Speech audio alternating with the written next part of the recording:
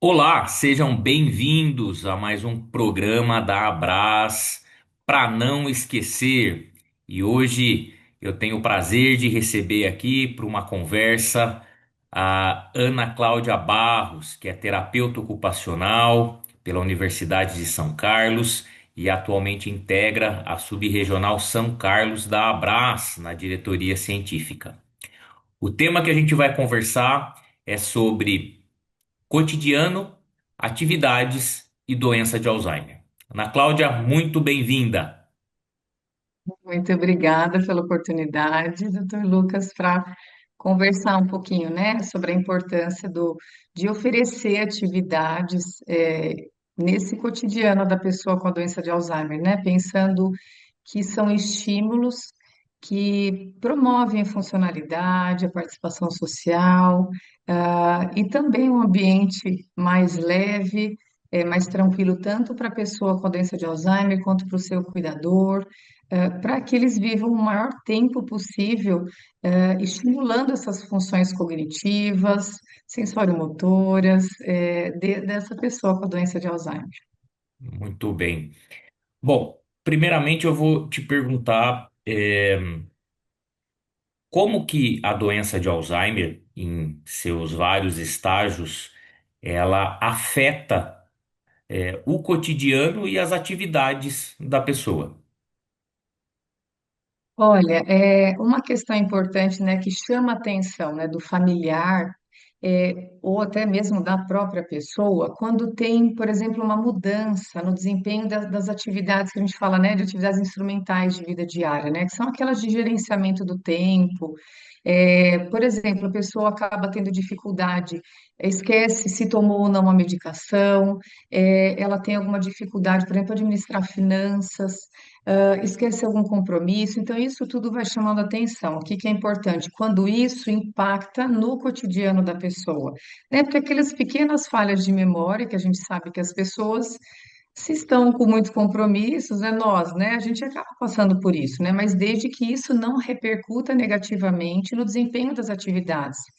Então, quando isso acontece, então, por exemplo, é o comerciante que ele começa a perceber que ele está com uma certa dificuldade em fazer o fechamento ali, né, das contas dele, de repente esquece de pagar algum, ou de repente até paga em duplicata, enfim, ou aquele que esquece, ele se atrapalha um pouquinho para cumprir compromissos. Em gerenciamento do tempo mesmo, sabe? Ou chega muito atrasado, ele não consegue estabelecer toda essa rotina ali dele, que antes para ele era muito, né, natural, e começa a perceber mudança aquela dona de casa, né, que volta e meia ela esquece, por exemplo, um fogão aceso, ela esquece, por exemplo, se ela já colocou um determinado tempero na comida ou não. Então, ela começa a cometer algumas falhas que aí quem convive também percebe. Então, isso chama atenção, tá? Porque assim, mudança nas atividades básicas de vida diária, que seria, por exemplo, a higiene, banho, isso a gente vai ver muito mais lá para frente. Então, essas que são anteriores, que a gente começa a perceber mudança. Muitas vezes o próprio paciente, né, relata isso. Nossa, eu estou com dificuldade, por exemplo, antes eu ia para um determinado lugar, e chegava com tranquilidade. Agora, às vezes, eu paro e penso e fico um pouco confuso. De repente, pode ser uma alteração visoespacial, né? Ou de repente, assim, ele fala: antes eu realizava tantos cálculos mentais e agora eu estou com dificuldade. Antes eu lembrava com muito mais se eu estava no meio de uma conversa, lembrava nomes das pessoas, etc. E agora eu percebo que tem uma falha. Então é importante, obviamente, né, procurar o médico para relatar toda essa queixa. Se tiver um informante, melhor ainda. E aí sim, óbvio, né, que vai começar o tratamento. Então, assim, o que que a gente tem que pensar? O familiar, ele tem que estar por dentro de tudo isso para ele poder apoiar essa pessoa que foi diagnosticada com a doença de Alzheimer. Por quê? Para não fazer coisas por ela que ela tenha condições de fazer, e também para, por exemplo, se a pessoa fala assim, nossa, então agora ela não vai poder cozinhar mais, ela não vai poder dirigir mais, não, não é isso. Então, assim, avaliar cuidadosamente, conversar, por exemplo, com o médico, com a equipe que normalmente está envolvida, né? Então, terapeuta ocupacional, de repente gerontólogo, um físio, enfim, uma equipe extensa, né, até para dar toda a estimulação para essa pessoa. Então, conversar, até para ver em até que ponto, assim, que eu vou, por exemplo, nesse caso, como eu falei, né, da culinária, eu posso supervisionar essa atividade para promover a independência dessa pessoa. Então, naquele ponto que eu percebo que ela tem dificuldade, tem o familiar ali para dar o suporte. No meu caso, né, terapeuta ocupacional, por exemplo, quando a família faz essa queixa, então, assim, primeiro tem que ter um raio-x desse ambiente, né, desse funcionamento da pessoa. Se a gente puder, perceber a pessoa em atividade, muito melhor, porque aí a gente vê exatamente em que ponto que ela está tendo dificuldade, tá? Se é, por exemplo, na hora de pegar os ingredientes, se ela, de repente, ela se perde, onde que eu guardei, por exemplo, a farinha? Né? Se de repente ela tem alguma queixa nesse aspecto, ou se num determinado momento ela tinha que pegar cheiro verde na geladeira, a hora que ela abriu a geladeira, ela se distraiu com tudo aquilo e não pegou. Então, assim, a gente tem que saber em que ponto isso acontece, se é memória, se é função executiva, enfim, se é esse encadeamento aí dessa atividade, por exemplo. Então, aí se tem isso, a gente pode promover, por exemplo, adaptações, né? Então, é aquela para manter essa pessoa funcionando, porque esse é um papel dela na família dela, imagina, né? Ela que cozinha para os filhos, para o esposo, etc., para a família dela, então mantê-la na atividade e aí, de repente, a gente precisa dessa supervisão, de repente, colocar os ingredientes todos na sequência em cima da pia, ou ter essa pessoa até para falar, nossa, e agora, né? Qual que é o próximo passo? Como se essa pessoa estivesse ali aprendendo com ela, para não parecer que ela está julgando, que ela está testando a pessoa. Senão, isso é muito ruim em relação ao aspecto emocional, tá? Por exemplo, se em várias outras situações assim no dia a dia. O que que é fundamental, doutor? Estabelecer uma rotina. Então é importante assim, a pessoa tem um horário para acordar, ela tem um horário para tomar o café da manhã e depois o que ela vai fazer? Então, como que a gente pode pensar em estruturar essa rotina para que ela tenha vários estímulos, tá? Então, Mas ela vai aí, fazer uma aí caminhada? você já está falando de um estágio um pouco mais avançado, né? Não num estágio tão inicial de um comprometimento cognitivo leve ou de uma demência leve, quando a gente começa a perceber algum impacto funcional. Porque eu queria que a gente ficasse um pouquinho mais tempo falando desse estágio inicial, que gera muita dúvida, né? Acho que a dúvida dos familiares e do próprio paciente é qual é o, a forma de eu lidar com a minha dificuldade, ou a forma de eu lidar com a dificuldade do meu esposo, do meu pai, da minha mãe, né? Como você exemplificou, por um lado, assumindo uma completa incapacidade e até tirando atividades dele para não correr risco, para não gerar estresse, né? Ou não, eu tenho que incentivar ele a permanecer naquela atividade, mas na medida que existe uma dificuldade, vai existir um nível de estresse e esse estresse também pode ser prejudicial, né? Então, numa situação de um estágio inicial da doença de Alzheimer, comprometimento cognitivo leve ou demência leve, como é que a gente deve orientar familiares e pacientes em relação a lidar com essas dificuldades cognitivas e funcionais que se apresentam? Que situações eu devo, às vezes, pecar mais pelo estímulo? Que situações eu devo ser mais cauteloso e conservador e falar, essa é uma situação em que a gente tem que ou estar junto ou até mesmo evitar. Ótimo. Assim, é como o doutor comentou, né? O quanto não tirar, acho que a pessoa da atividade, a não ser que represente um risco, né? De repente, assim, já era uma pessoa que era impulsiva ou que ela já cometia falhas, por exemplo, dirigindo, então aí agora e a coisa muda, né? Então, assim, até pelo risco por ela ou por terceiros, tá? Então, aí como fazer isso? De repente, eu vou acompanhar mais quando meu pai estiver dirigindo, até para avaliar como ele está desempenhando essa tarefa. E se for o caso, sim, até conversar e, né, tentar com todo o carinho aí, mas justificar a importância de repente, ele reduzir isso, né? Porque a gente pode até falar, olha, às vezes acontece assim com pacientes meus, né? Olha, o doutor, seu médico, ele sugeriu que o senhor diminua ou pare por enquanto de dirigir, porque está testando uma nova medicação, enfim, que isso pode repercutir aí de repente, o senhor ter um mal-estar, enfim, e causar um acidente, né? Então, assim, tem o que fazer. Então, assim, tudo Essa também questão, como. desculpa te interromper, mas essa questão do Imagina. dirigir é muito paradigmática, né? Porque Isso, muitas isso. vezes a pessoa tem algum grau de anosognosia, que é a dificuldade de Sim, perceber a própria limitação. Os sim. familiares já estão percebendo. Há, de fato, um declínio cognitivo, muitas vezes de velocidade de processamento, em que implica um risco na direção, mas ele não é incapaz de dirigir totalmente, né? E aí há um Sim, conflito, né? É, eu sim, quero continuar dirigindo, o médico ou a minha família não deixam.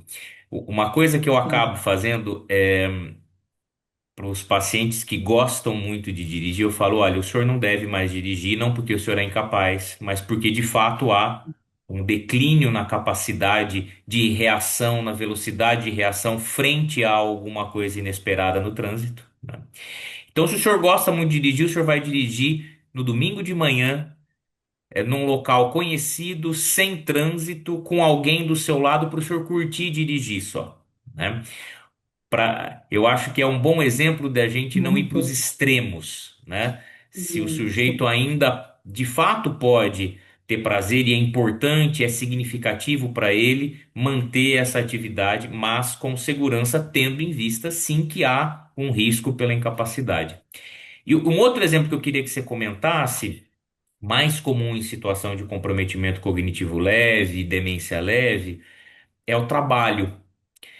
Muitas pessoas, donas de empresa, de comércio, que não são uhum, funcionários é, é, CLT, que estão aposentados, mas que tem aquele negócio que ele está de alguma forma participando, né? Um negócio da família, por exemplo, que às vezes o filho está junto, outra pessoa está junto. E ele quer participar, né? E a família fala, mas ele tá sendo inadequado, ele tá cometendo muitos erros, tal. Como lidar com isso? Com a questão do trabalho do sujeito poder continuar trabalhando ou a gente indicar, olha, vai parar de trabalhar. E aí, considerando que o trabalho muitas vezes é o que preenche quase que a totalidade do cotidiano dessa pessoa. exato, é. Aí eu acho assim que aí tem que ter, por exemplo, essa conversa, né, com a família. Tem casos que eu converso com o funcionário mais direto dessa pessoa, justamente para auxiliar nesse aspecto. Então, por exemplo, assim, tem paciente meu que ele tem justamente, né, o doutor descreveu exatamente isso, né, um empresário, e que ele percebe algumas dificuldades ali na empresa, mas aí, como a esposa também está ali junto, então ela dá esse suporte. Aí tem funcionário, por exemplo, assim, para ele lembrar os compromissos dele todos. Então, olha, vai usar a agenda, vai colocar certinho ali os compromissos que ele tem para ele cumprir. Se ele vai por uma reunião, ele tem que fazer uma pauta para ele não se perder, para não acontecer ele estar falando um assunto, pular para o outro, deixar. Ou quando surge uma demanda nova, para ele poder anotar aquilo e tratar aquilo posteriormente, né, do que surgiu. Mas, como o doutor falou, de preferência mantê-lo, porque assim, é a vida dele, é para a gente, né, o papel da nossa ocupação, né? Então, assim, isso é riquíssimo. E aí, e como também, né, é difícil porque às vezes ele não tem todo o entendimento do quanto que as funções estão deficitárias, né, e que aí precisa da ajuda de outras pessoas. Então, isso tem que ser, assim, muito bem costurado para não tirá-lo de cena, mas e também para não criar aquela questão assim na empresa, né? O fulano já não, ai, nem adianta você conversar assim com ele porque ele vai esquecer. Então, assim, tudo isso tem que ser muito cuidado, né? E aí também entra a questão assim da própria empresa de tratar do assunto, quem está mais próximo dele, né? A gente falar sobre o assunto, né, doutor? Porque assim, senão fica tudo aquilo, ó, o Alzheimer lá fora, né? Ele está aqui dentro, ele está aqui na minha família, ele está aqui no lugar onde eu trabalho, enfim, como fazer para mantê-lo funcionando o maior tempo possível, mas desde que ele tenha suportes para isso. Então, alguns recursos, alguns auxílios externos que a gente usa, né? Então, é a agenda, é o calendário. Tem situações que eu falo para a família, olha, de repente ele tem que usar a Alexa até para lembrar alguns compromissos, se isso foge um pouquinho, porque aí também são reforços. Ah, no celular, um alarme, se ele já sabe que ele vai ter, de repente, um determinado compromisso, ele vai anotar, mas ele também vai se programar antes, né, para não acontecer dele perder um pouco essa noção do tempo e chegar em cima da hora. Então, assim, tem várias questões que a gente pode adaptar para a pessoa continuar funcionando. E aí, assim, por exemplo, e comentar, né? Olha, nesse aspecto, assim, olha, vamos pedir ajuda do fulano, né? Imagina para fazer o faturamento, se de repente ele que fazia. É uma coisa muito delicada, não dá para a gente também ficar, né, muito cheio de dedos. Tem que ter uma intervenção mais rápida, porque aí depende da saúde da empresa, né? Então, Precisa, assim, precisa de mais uma secretária, né? Uma pessoa, isso, um exato. secretário, uma secretária que fique é, não supervisionando, né? Não é essa a palavra, mas Sim, conferindo, se dispondo a checar as isso, coisas, a trazer sim, as informações mais mastigadas, né? Diminuir também o isso, volume de atividade, né, Ana Cláudia? Porque em estágio de sim, comprometimento cognitivo leve, o sujeito está apto, né? Ele tem sim, dificuldades cognitivas, mas o funcionamento dele está preservado. E aí isso, os problemas começam a surgir com um volume de coisas, né? Então, uhum, nesse sentido, o diminuir a quantidade de demanda acaba ajudando também, né? Até na qualidade de vida do sujeito dentro do trabalho, né? exato. E é uma questão também delicada de aceitar, né? Assim, porque se já tem essa secretária ali, é melhor, porque, como o doutor falou, já vai incluindo ela e ela debatendo mesmo com a pessoa, né? O que que ele tem de compromissos, etc., para ele dar conta, né? E até Uhum. para fazer também uma retrospectiva do que tudo que foi cuidado dali, até para reforçar também um pouquinho a memória dele, assim, do que eles fizeram naquele dia, o quanto que ele produziu, porque aí também dá essa sensação muito boa, né? Para a pessoa falar, nossa, olha.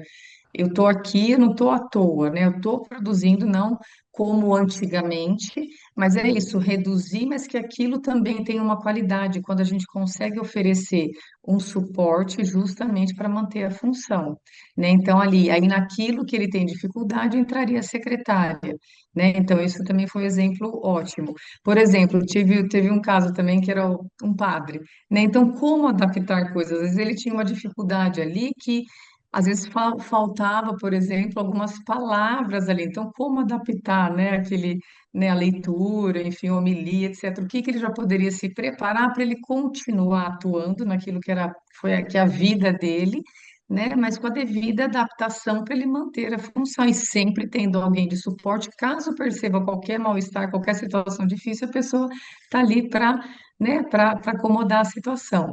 Então, assim, no geral, eu acho assim, as pessoas saberem o que que a pessoa faz, ela entender em quais aspectos, quais funções estão mais comprometidas, então a família, porque senão tudo é memória, não é assim?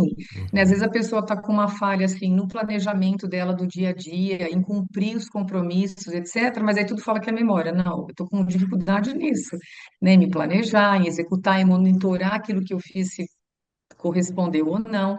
Então, assim, é importante saber, para a família saber atuar e evitar também aquilo, né? Aquelas frases, né? Mas você não lembra? Porque às vezes ela acha que ela está estimulando a pessoa, né? Ah, vou estimular a memória dela. Não, mas como que é o nome de tal pessoa mesmo? Você não lembra de tal coisa? Não, isso constrange.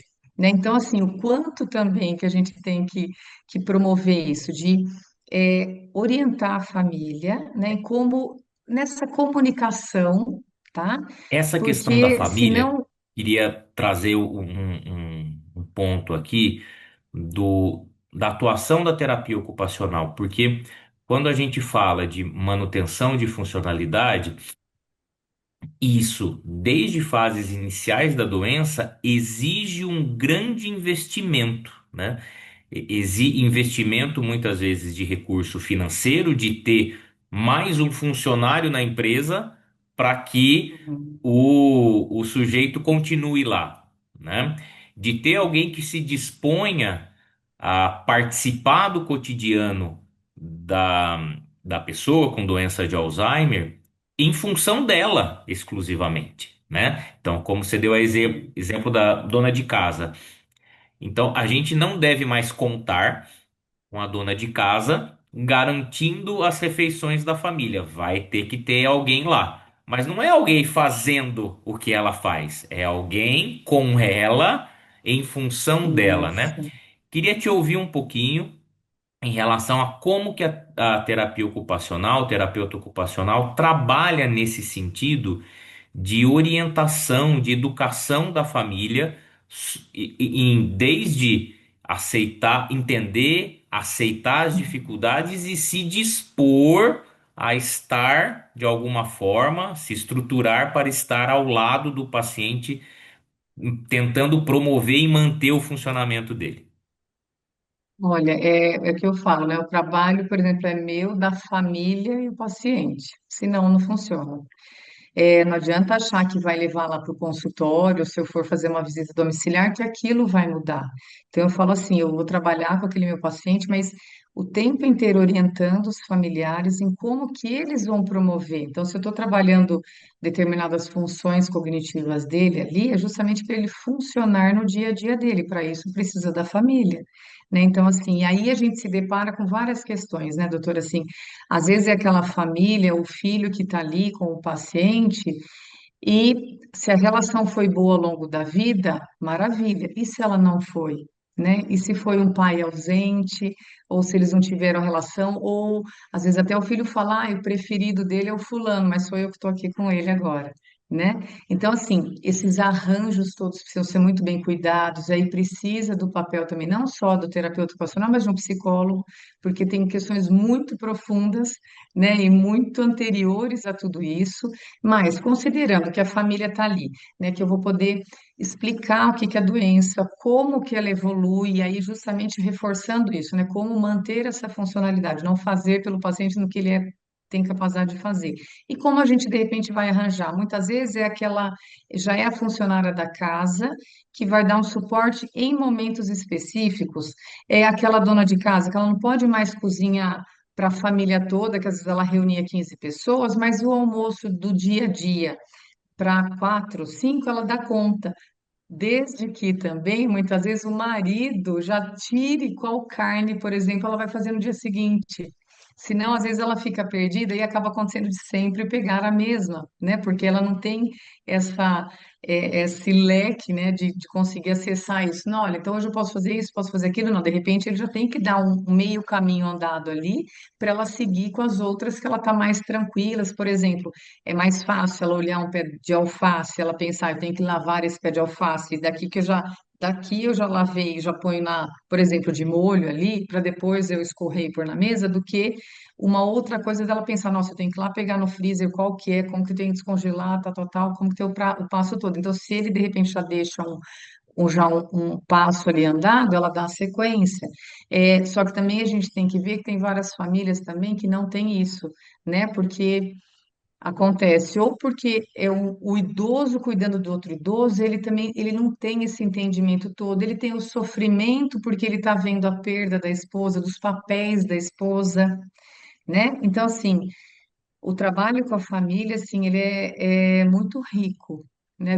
A gente ensina, mas a gente aprende demais. Eu falo que é uma alegria, assim, para mim, quando eu vou compartilhando aí várias histórias, né? Porque assim, disso, do sofrimento, de repente o marido fala assim, nossa, ela resolvia tudo, não sabe pensar em nada, e agora ele está tendo que atuar, e o quanto que ele, que já tem as demandas dele, de repente que ele precisa continuar trabalhando até para ter o sustento da casa, ao mesmo tempo ele tem que estar ali o tempo inteiro, porque ele tem um receio de repente, assim, ela largar um fogo aceso, de repente ela usar. Então, tem algumas questões que a gente fala, olha, evita usar uma panela de pressão, né? Porque de repente a pessoa deixa ali a panela de pressão, vai lá para o quarto arrumar o quarto, ela esquece daquilo, e aí, o que que pode acontecer? Acontece um risco grande mesmo. Ou, mesmo que ela esteja numa fase assim, vai que ela tenha qualquer dúvida, assim, ela resolve sair dali de casa para pedir ajuda para alguém e esquece o caminho de volta, porque também ela ficou muito nervosa, isso não é comum acontecer. Então, são muitas coisas que a gente tem que orientar, né, para tentar deixar esse ambiente, deixar a pessoa funcionando. Olha, o quanto mais atividade ela tiver no dia a dia, então a casa, olha, dona de casa, então tá. Ah, ela vai colocar roupa para lavar, ela vai cuidar da casa, ela vai preparar o almoço e tal. Tem coisas que a pessoa precisa olhar, porque de repente ela perde um pouquinho aquilo. Olha, aquela roupa, ela já não está tendo mais aquela. Lógico, tem alterações sensoriais, né, próprios do processo de envelhecimento. Então, às vezes ela nem percebe tão bem que aquela roupa tem uma sujeira ou que está com um odor desagradável, enfim. Então, aí entra o papel da família também, que de repente, E, assim, e, ele é que e vai aí preparar essa atividade antes. a gente conversou sobre dificuldades e demos exemplos, né, de dificuldades em pacientes no estágio inicial da doença de Alzheimer, principalmente comprometimento cognitivo leve, demência leve. Imaginando agora, já saindo desse exemplo da dona de casa e pensando numa senhora ou num senhor com uma dificuldade já estabelecida, uma incapacidade já estabelecida em atividades instrumentais, em atividades complexas da vida diária, né? Uma demência leve, uma demência moderada, em que o sujeito não consegue mais sozinho dar conta, por exemplo, da sua própria rotina, né? Do que fazer na sequência, do que esperar, etc. Ele precisa de uma supervisão maior, uma supervisão contínua praticamente, né? Ainda que seja capaz de atividades básicas, por exemplo, é, manejo de higiene, etc., né?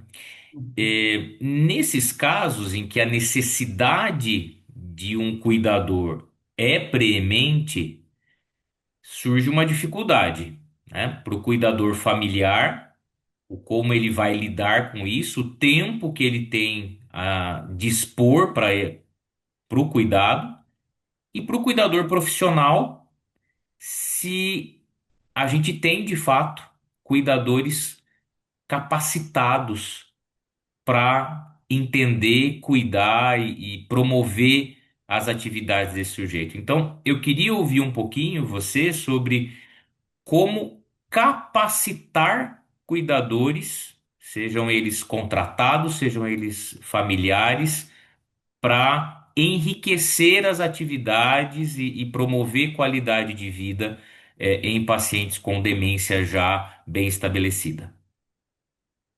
Maravilha, olha, é uma questão que eu acho que é primordial, né? A gente saber a história dessa pessoa, saber o que que ele fez, essa pessoa fez ao longo da vida, quais são suas preferências, suas crenças, seus valores, do que ele trabalhou, se ocupou ao longo da vida. Então, assim, a gente conhecendo essa pessoa, a gente consegue pensar no que oferecer nesse dia a dia que vá promover a estimulação, mas um ambiente prazeroso para ele, atividades que façam sentido para ele. Então, assim, nesse aspecto, o que que a gente tem que pensar? A rotina é fundamental, né? Então, para a pessoa ter uma previsibilidade do que ela vai fazer, para o familiar ou para o cuidador também se organizar, porque muitas vezes ele está ali com o paciente, mas ele tem uma série de outras coisas para resolver, né? Às vezes é a esposa que está cuidando do marido, mas ela tem que cuidar da casa, ela tem que preparar o alimento, etc., né? Quando não, se ela puder ter uma cuidadora, um cuidador profissional, melhor.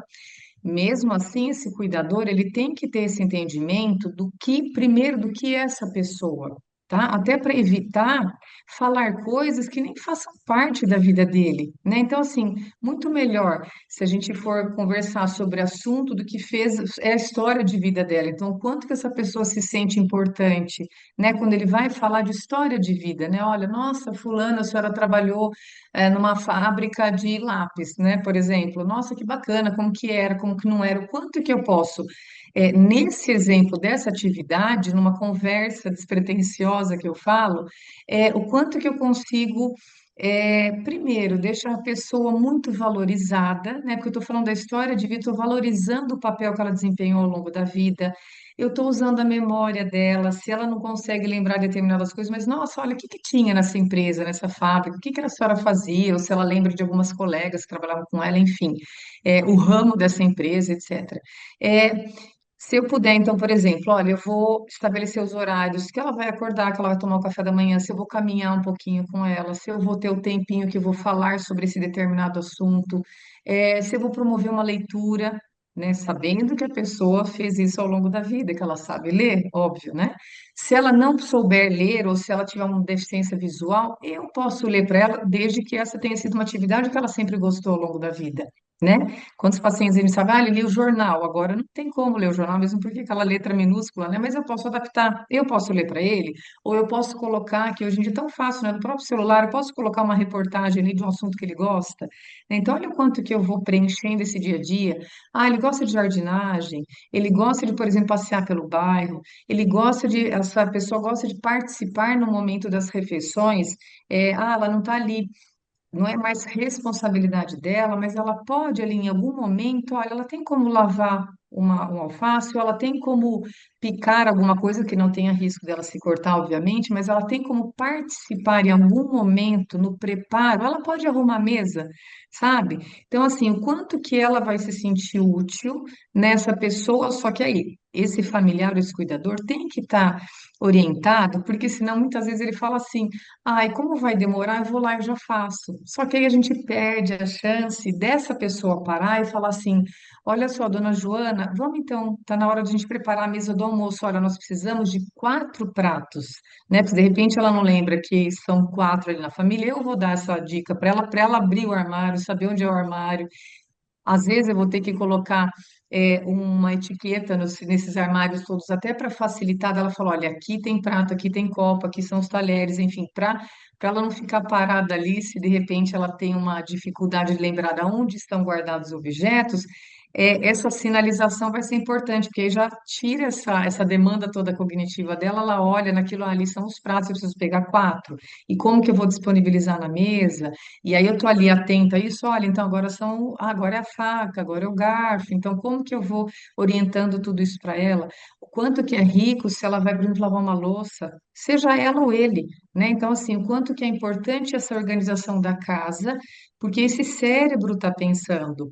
Como eu me porto, como que eu vou ficar, que postura que eu adoto para eu lavar uma louça, que eu vou de repente varrer a cozinha depois do almoço, ou se eu vou guardar os objetos nos lugares depois que eu lavei, que estão secos, enfim. Ah, se eu vou ajudar minha esposa a tirar a roupa do varal, enfim. Então, assim, é o que eu falo, é uma riqueza tão grande, doutor Lucas, quando a gente pensa nas atividades todas que a gente tem em casa, porque, assim, elas não são valorizadas, né? Se a gente for pensar, né, a dona de casa, nossa, é todo dia, né, tendo que lavar, passar, cozinhar, varrer, limpar, etc. Então, vamos aproveitar, por exemplo, nesse aspecto, se a pessoa sempre fez, ou às vezes ela não fez, mas ela quer ajudar agora, ela tem condições. Olha, eu vou lá varrer a frente, e esse meu familiar vai, de repente, me ajudar ali, sabe? Vai só tirar as coisas do lugar para mim, ou ele vai recolher folha seca, de alguns lugares que estão ali no jardim, enfim, o que que ele pode estar junto comigo? Eu estou com ele nessa atividade, ele se sente importante e esse cérebro está funcionando, né? Porque o que que ele tem que ter atenção para fazer as coisas, o que que ele tem que ter minimamente de memória, de repertório para dar conta de fazer aquilo, linguagem, tudo que eu estou trabalhando, afetividade, porque eu estou junto com a pessoa e me sentindo importante e valorizado porque eu estou ajudando ela. Então, E assim, toda essa riqueza. o que eu ia enfatizar da sua fala é porque muitas vezes a gente tem como objetivo, aquela família, no dia a dia, preparar a refeição, varrer a fachada da casa. Mas esse não é o objetivo que a gente está propondo, né? O objetivo que a gente está propondo é estimular aquele sujeito com doença de Alzheimer, através de uma atividade que o desfecho que a gente quer não é a atividade estar bem feita, mas é ele estar em Isso, atividade, né? É o isso, sujeito estar em executar. atividade. Porque É isso muitas aí. vezes a gente, claro, a gente quer inserir o sujeito na rotina da casa, mas isso vai demandar mais tempo, Sim, isso vai demandar mais pessoas ajudando, e isso, uma certa medida, sim, vai atrapalhar o funcionamento da casa se você toma como desfecho a fachada tá limpa ou o almoço tá pronto. Então é Isso, uma sim, adaptação muito grande nessa questão familiar, né? E aí sim. eu vou te dar um cenário que talvez um dos mais comuns, que é o sujeito com doença de Alzheimer leve a moderada com apatia. A apatia é uma alteração de comportamento das mais frequentes, e o que a gente vê é aquele sujeito sentado na poltrona, com a televisão ligada, muitas vezes nenhuma conexão com o que está passando na Uhum. televisão, um cuidador contratado, por exemplo, do lado, no celular, fazendo Celular. outras coisas, né? E esse é o É. cenário que a gente mais vê, que é mais descrito para a gente no consultório, né? Então vou te provocar com um desafio. Para esse cenário, eu, como médico, recomendei doutora Ana Cláudia, terapeuta ocupacional, para trabalhar enriquecimento das atividades de vida dessa pessoa. Quais técnicas? Como você trabalha? E aqui eu quero colocar o foco nesse cuidador que foi contratado. Porque aparentemente ele não sabe muita coisa, ele está lá só de prontidão, mas sem nenhuma iniciativa, né?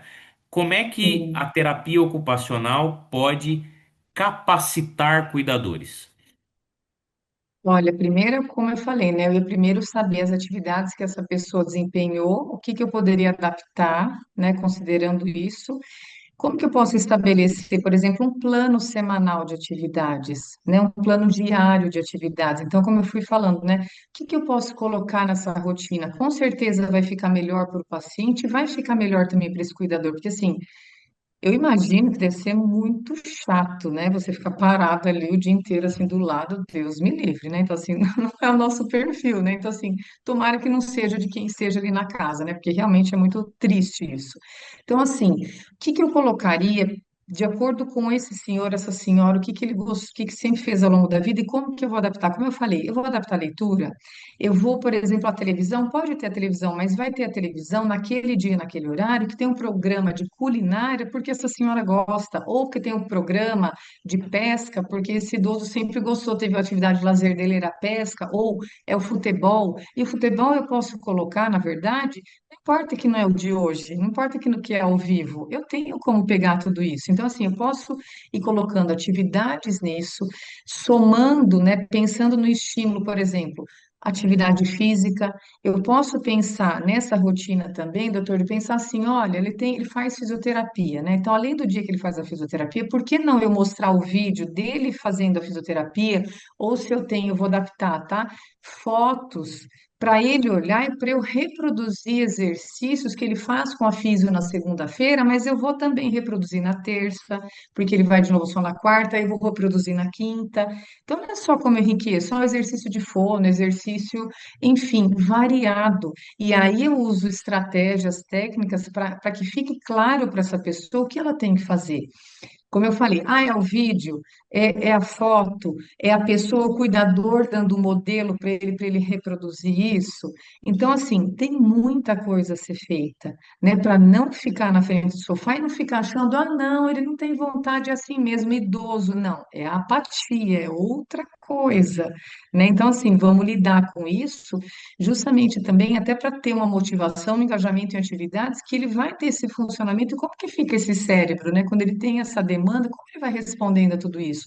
Tem um momento que eu poderia organizar de, olha, tem filhas assim que essa filha vai fazer uma chamada de vídeo no final do dia, sei lá, 2 vezes por semana, 3 vezes por semana. Então, olha como eu vou colocando, a gente olha essa rotina. Primeiro eu vou ver como que está essa rotina, né? E provavelmente aquilo que o doutor falou, nossa, ele adora ficar na frente da televisão. Adora não, ele não tem outra opção, né? Então ele está ali e também está apático, não vai ter essa iniciativa, essa motivação para fazer outra coisa, né? Uma coisa Agora, quando a gente que, começa.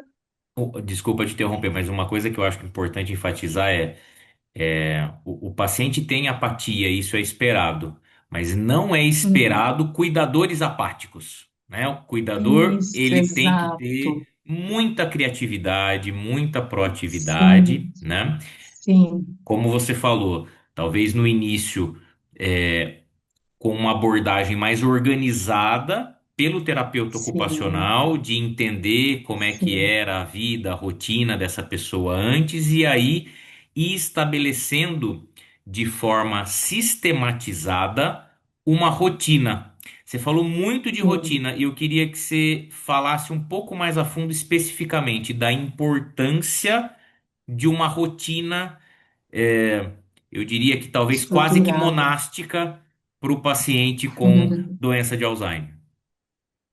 É fundamental, assim. Então, assim, é a gente pensar, né? é, é, olha, tudo isso que ele pode fazer, né? Ele tem, como eu falei, a gente tem um leque, né, de atividades muito grande, assim, e tem que ter essa criatividade para pensar como que eu vou adaptar, como que eu vou estruturar tudo isso ao longo do dia. Lógico, também tem os momentos que ele vai descansar, tem um momento, por exemplo, que eu vou estimular com a música.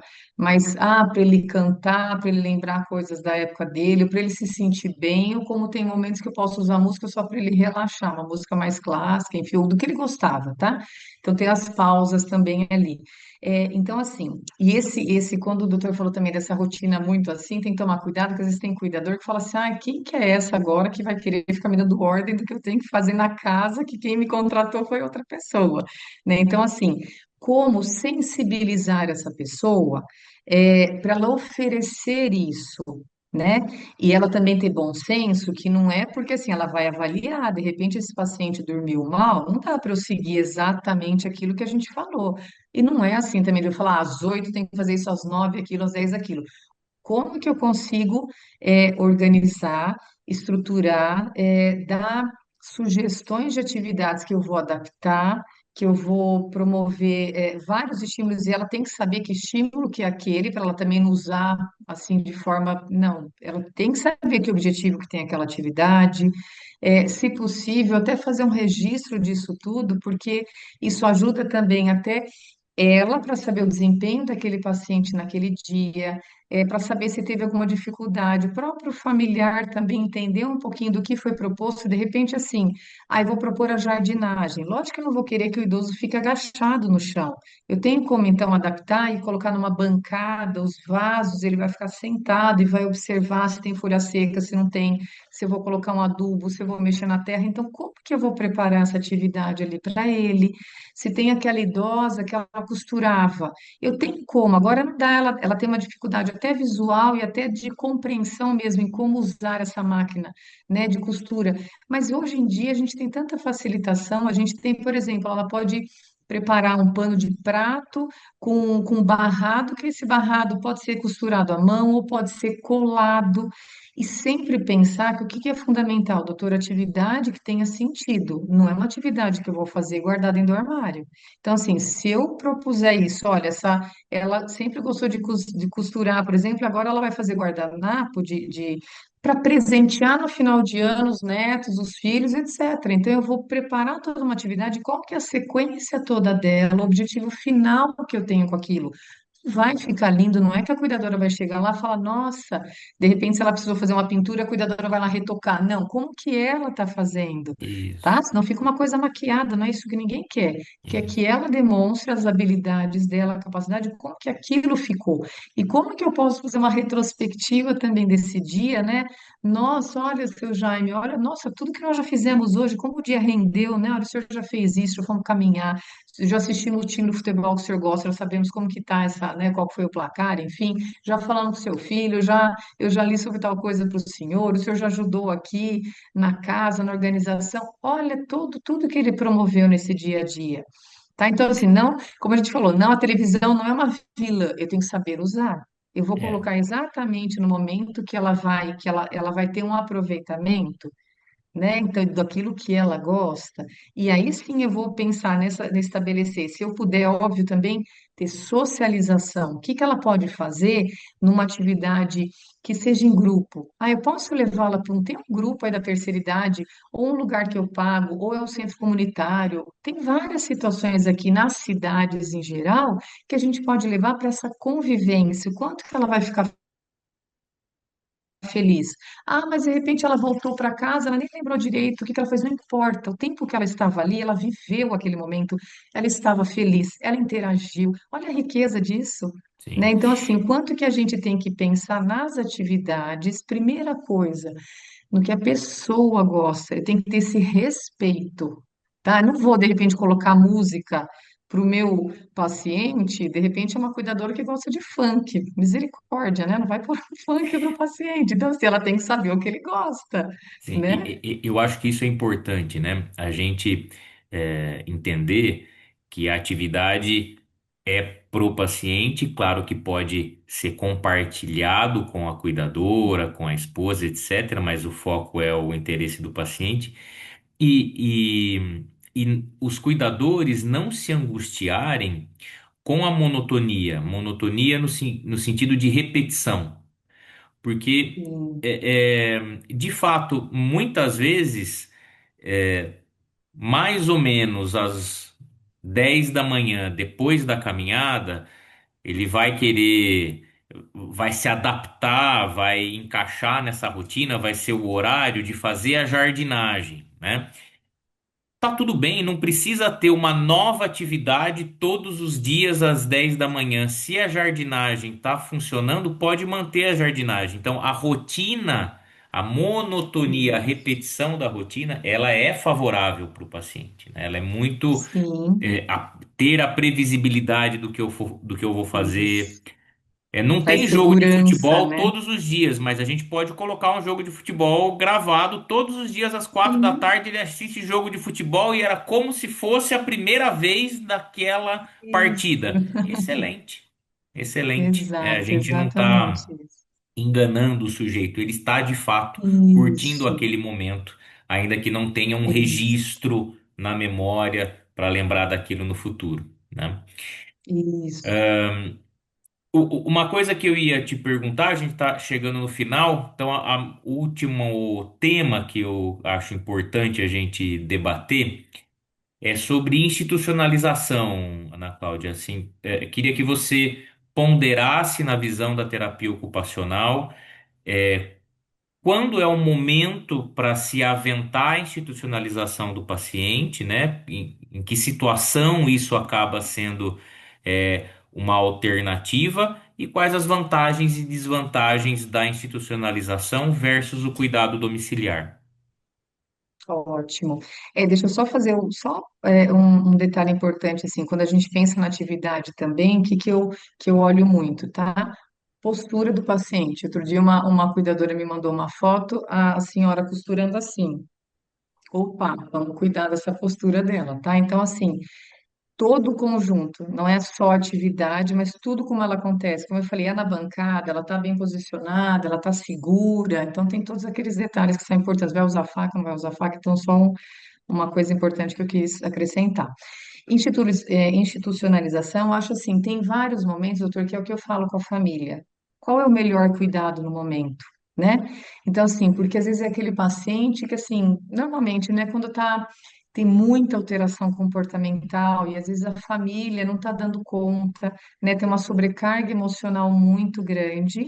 Então, muitas vezes é o melhor caminho, porque, assim, ela vai ter nessa instituição todo esse cuidado, monitorado 24 horas por dia, com atividades, e esse familiar pode estar presente ali. Ah, se ele mora numa cidade que é longe da instituição, ele pode fazer chamada de vídeo, ou mesmo que esse paciente não interaja, mas ele pode ver como está o familiar dele ali, sabe? Então, tem vários caminhos que a gente pode pensar para que essa família fique tranquila. Né, se eu não consigo ir toda semana, enfim, se puder, lógico que melhor, mas assim, enquanto que muitas vezes a instituição é o melhor caminho, sim, porque às vezes chega no momento mesmo essa questão, como eu falei, alteração comportamental, cuidador muitas vezes não aguenta, mesmo que eu tenha cuidador, ele também não aguenta esse estresse, né? Então, assim, aí é difícil porque Aí, né, o doutor, por exemplo, vai sedar o paciente, vai dar tanta medicação que o paciente vai ficar lá na cama,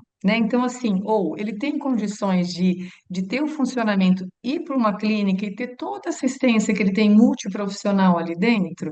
Então, assim, eu sou a favor, tá? Assim, se a pessoa tem condições de cuidar em casa, e tá saudável para todo mundo é uma coisa. Não significa que eu vou abandonar o meu familiar se eu tiver essa opção. Eu posso estar ali presente com ele de coração e acompanhando tudo que é feito ali, sem necessariamente ele estar ali debaixo dos meus olhos, porque às vezes debaixo dos meus olhos a mesma coisa não está acontecendo. Ou o cuidador, por exemplo, ele está estressado, o próprio familiar está estressado, como ele vai lidar com esse paciente? Já fica ríspido, não tem paciência, ele mesmo se desgasta, ele tira a coluna do lugar, ele está estressado com toda a família, ele deixa de exercer o autocuidado. Quantos familiares falam, nossa, eu perguntei outro dia para uma senhora, né, que ela cuida do marido. Ela não vai ao médico há 4 anos. Como assim? Sabe? Então, como está a saúde dela? Então, assim, não dá para ser assim. Não dá para a gente colocar nesse aspecto, sabe? Dá para eu prestar, de eu estar junto com a pessoa, mas não necessariamente, às vezes, na minha casa, onde é o melhor cuidado neste momento. E se a gente for pensar, tantos casos que as pessoas estão ali, ela conversa com outra pessoa, né? Ela tem uma interação. Ela tem tudo seguido no horário, a rotina que ela precisa também do banho, da alimentação, da medicação. Tudo está assegurado ali. Tem enfermagem 24 horas, o médico está acionado o tempo inteiro se precisar.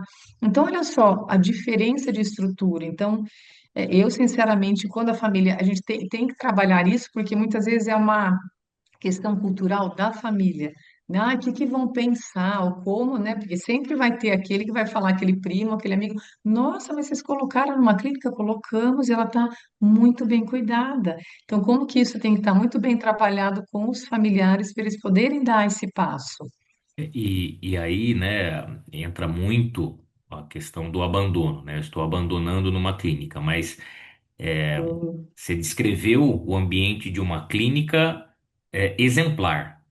Então, há o desafio de se avaliar como é que é na clínica, acompanhar na clínica isso, se de fato esses cuidados acontecem, se de fato o sujeito está melhor, né?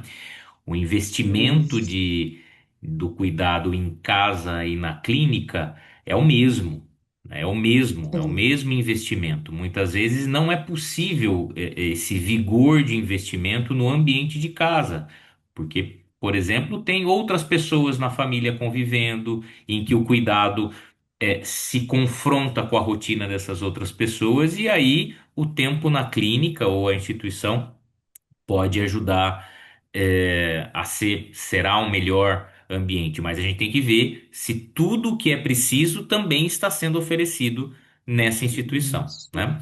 E muitas vezes isso, tem um meio do caminho, né, Ana? A gente tem instituições em que o sujeito vai parcialmente, né? Ele vai numa clínica dia, em que ele vai todas as isso, tardes, por exemplo, né?